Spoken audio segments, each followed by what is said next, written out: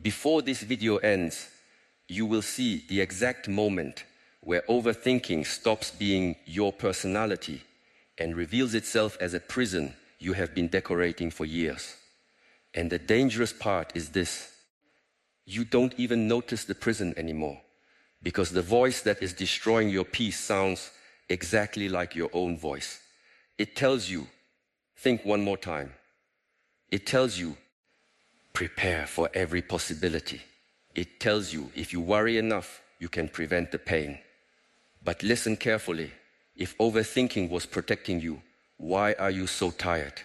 Why is your body tense? Why do you replay conversations with people who have already moved on?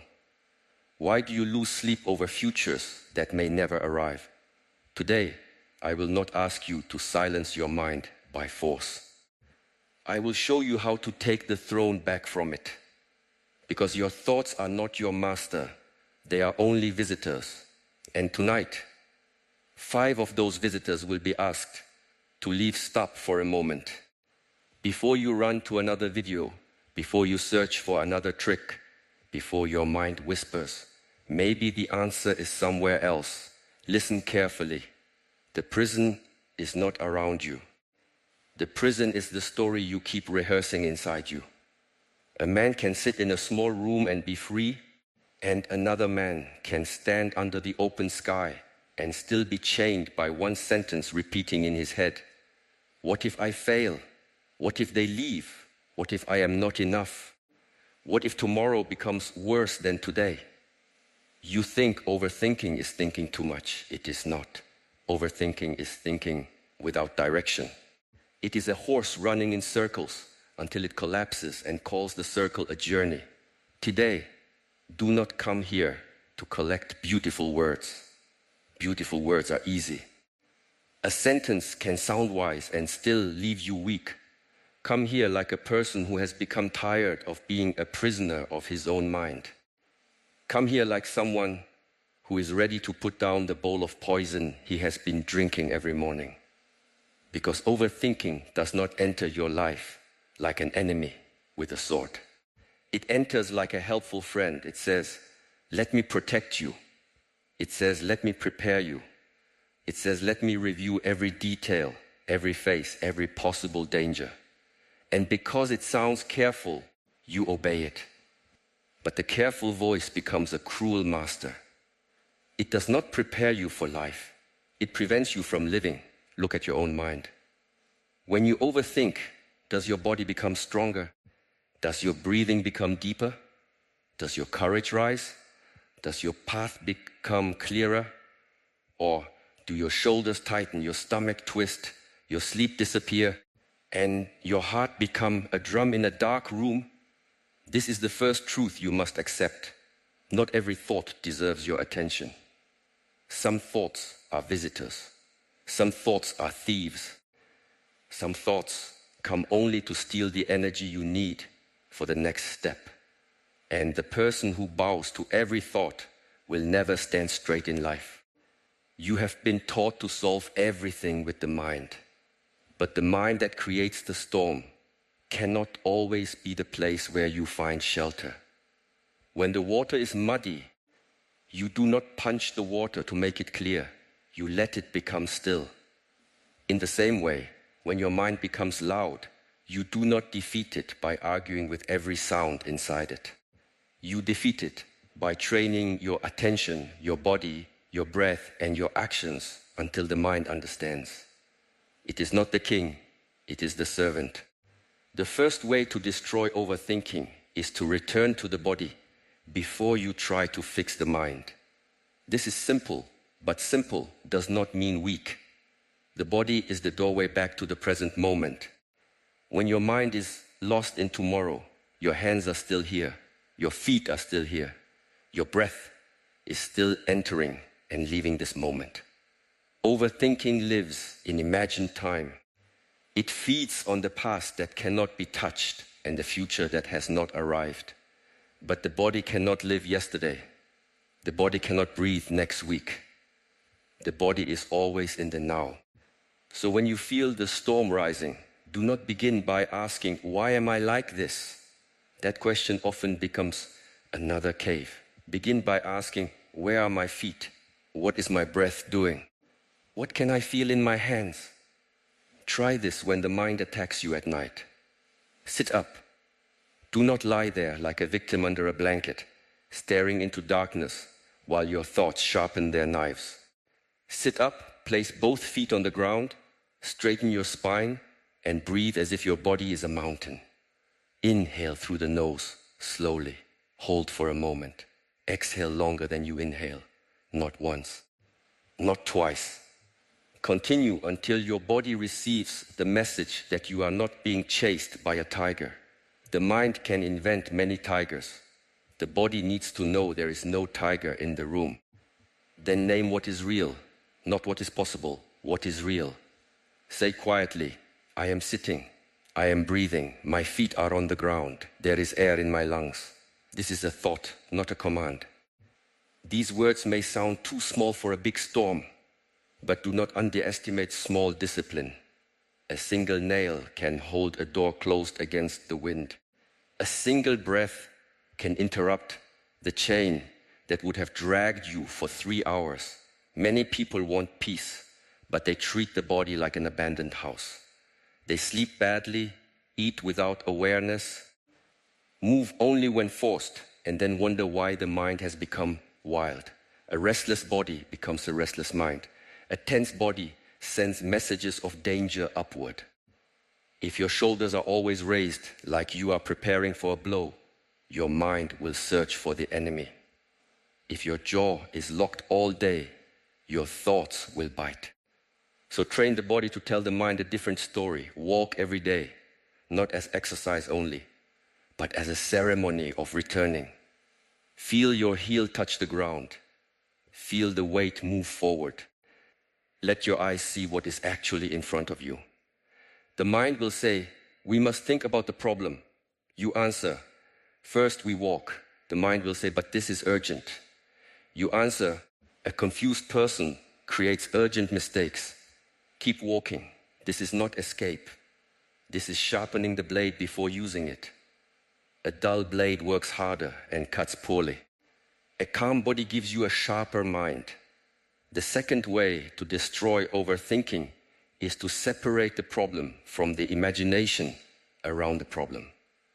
Most suffering is not caused by the problem itself.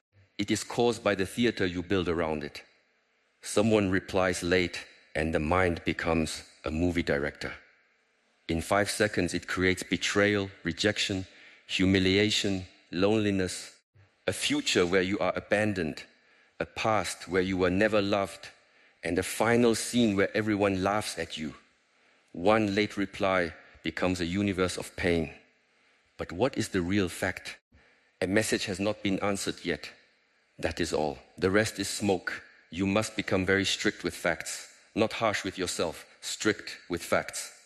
Ask, what do I know? Then ask, what am I adding? A fact is a stone, an assumption is fog. You can build on stone. You cannot build on fog. The overthinking mind loves fog because in fog, every shadow looks like a monster. So bring the lantern of clarity. Write the situation in 1 sentence with no drama. I made a mistake in the meeting. I do not know the result yet. This person has not responded. I have a bill to pay. I feel afraid. Notice how the body changes when the sentence becomes clean. Pain may remain, but confusion begins to leave. After the clean sentence, ask, is there an action available? If yes, take the smallest honest action. If no, stop feeding the problem. This is where many people lose their strength. They think worry is action. It is not. Worry is movement without progress. It is like sitting in a car, pressing the horn for 1 hour and believing you have traveled. Action changes something. Worry only repeats something.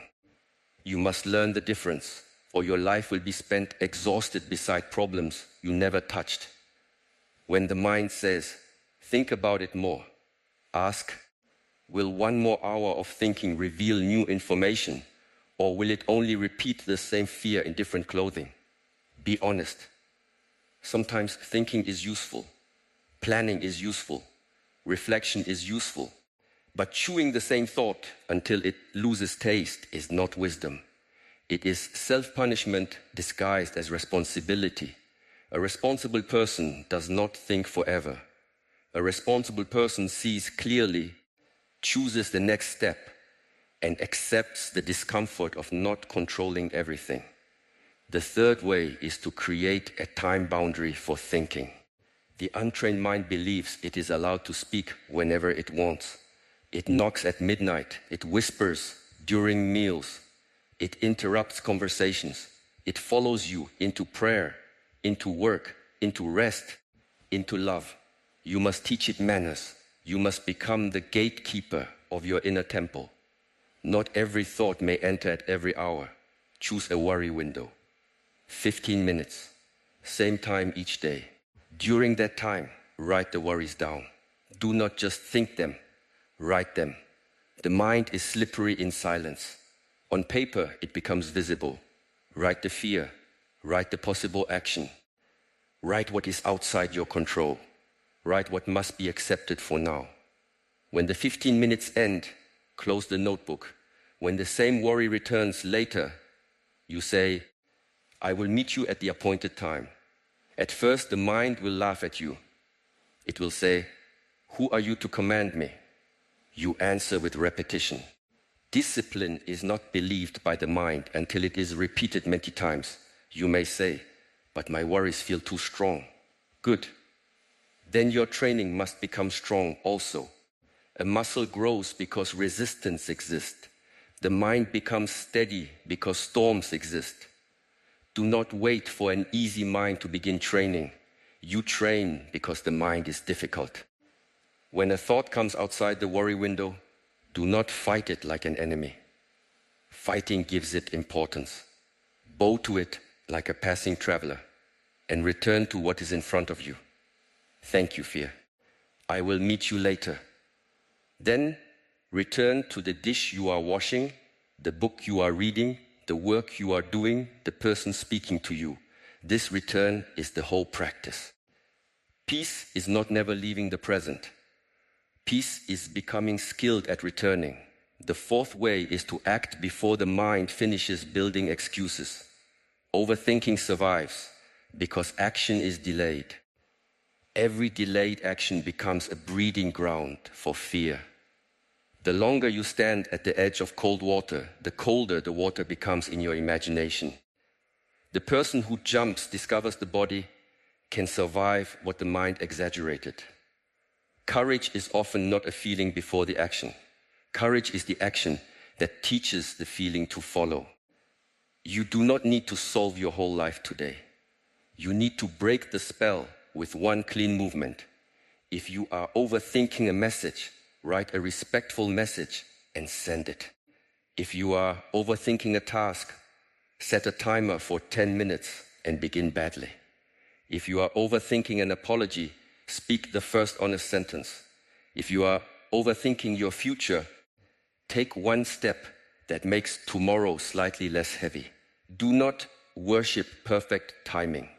Perfect timing is often fear wearing a golden mask. Begin while your hands shake. Begin while doubt is still speaking. Begin before the committee in your head finishes voting. The mind says, what if it goes wrong? You say, then I will learn with real information. The mind says, what if they judge me? You say, they already judge, and still the sun rises. The mind says, what if I am not ready?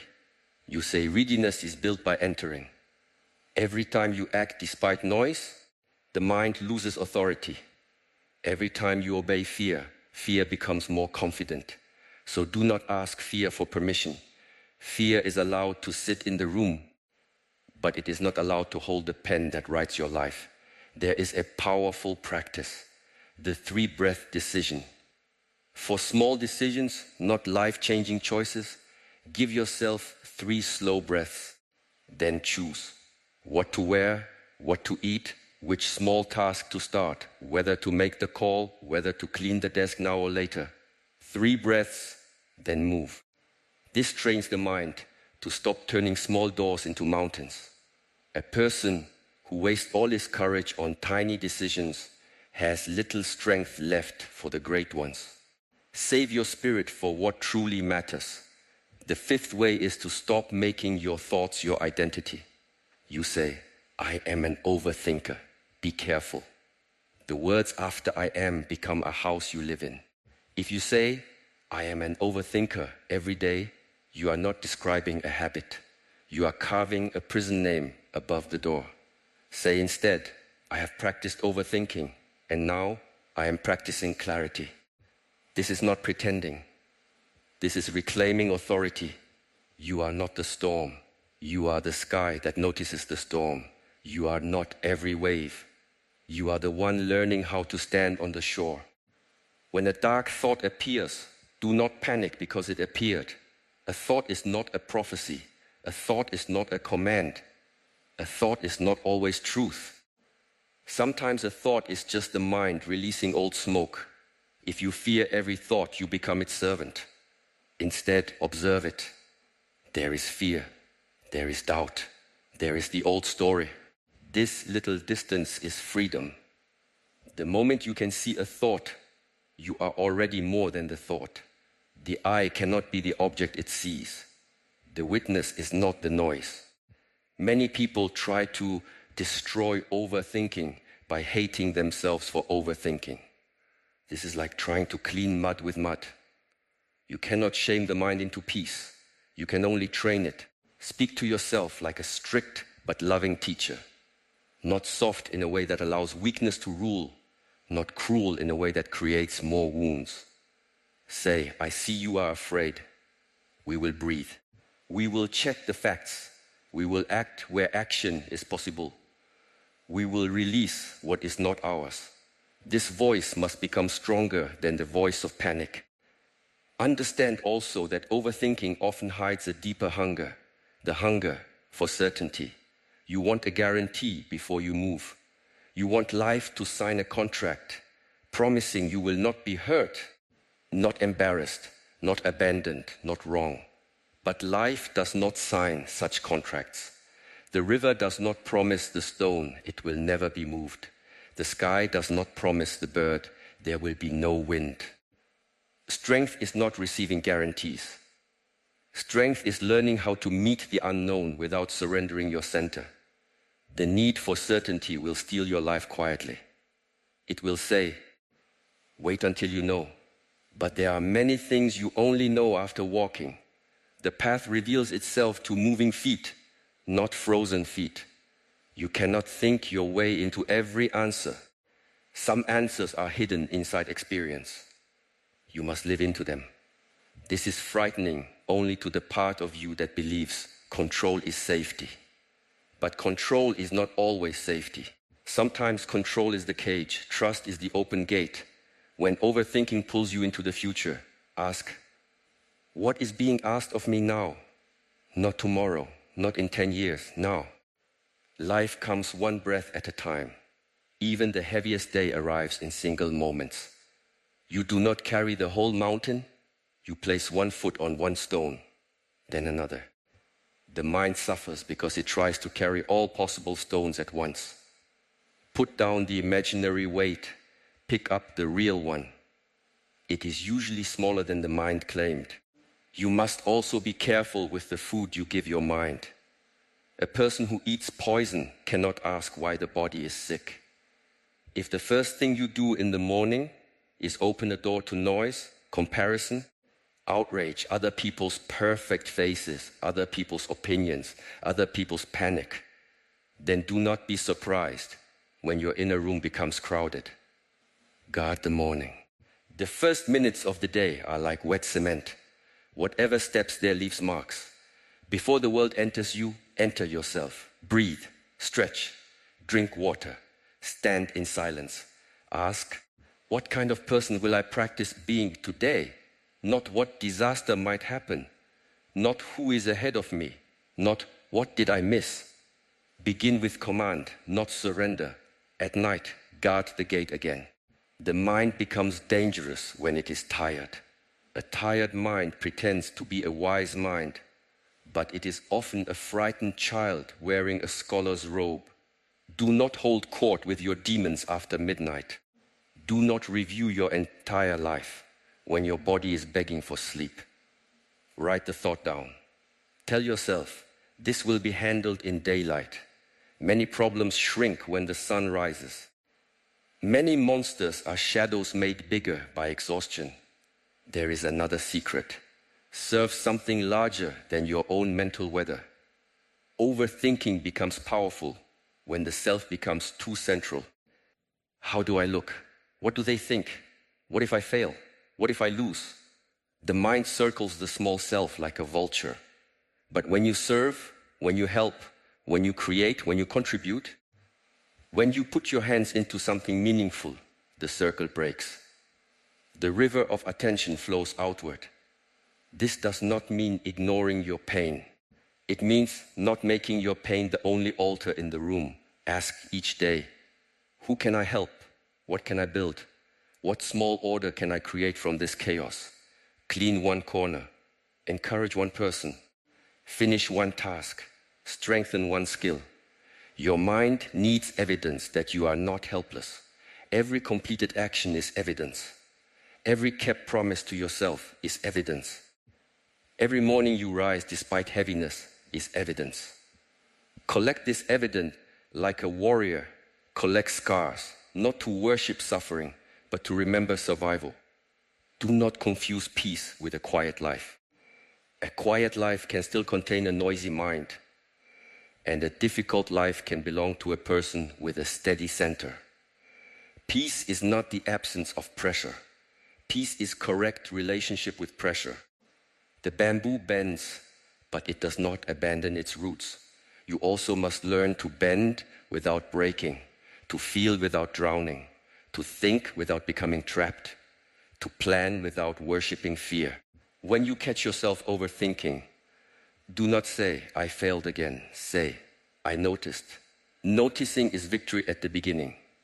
Before training, the mind drags you for hours, and you wake up exhausted. After training, you notice after 1 hour, then after 10 minutes, then after 1 minute, then in the first breath. This is progress. Progress is not dramatic in the beginning. It is quiet. It looks like returning. It looks like closing the app. It looks like drinking water instead of spiraling. It looks like saying, no, not now, to a thought that once ruled you. The world will not stop giving you reasons to overthink. People will misunderstand you. Plans will change. Money will rise and fall. Bodies will age. Messages will arrive late. Opportunities will come with risk. Love will require vulnerability. Work will require decisions. Life will remain uncertain. Therefore, your goal cannot be to remove uncertainty. Your goal is to become the kind of person who can stand inside uncertainty without abandoning himself. Imagine two people facing the same unknown. One collapses into stories, checks, doubts, repeats, delays, and burns his energy before anything even happens.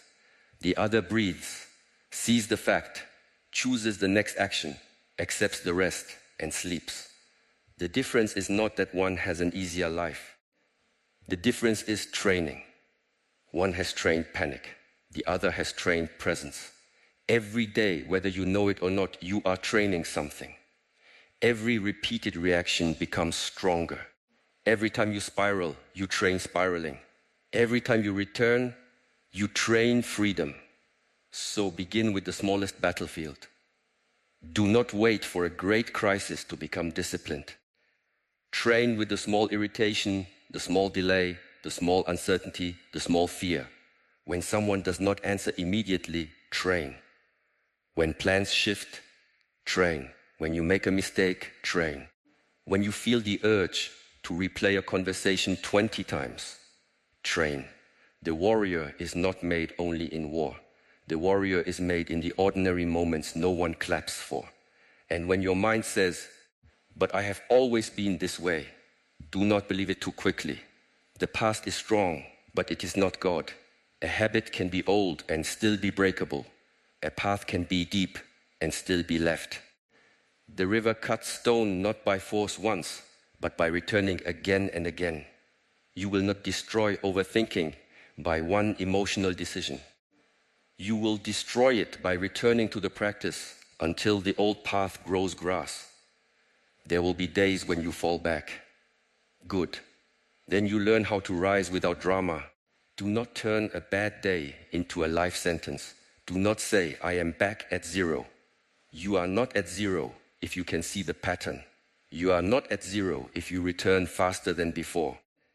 You are not at zero if one part of you, even a small part, remembers the practice. Respect small victories. They are the bricks of a strong mind. Let me ask you something, and do not answer too quickly. What has overthinking already taken from you?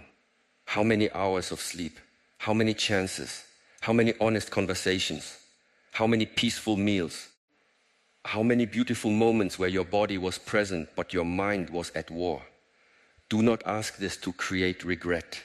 Ask this to create fire. There must come a moment when you say, enough.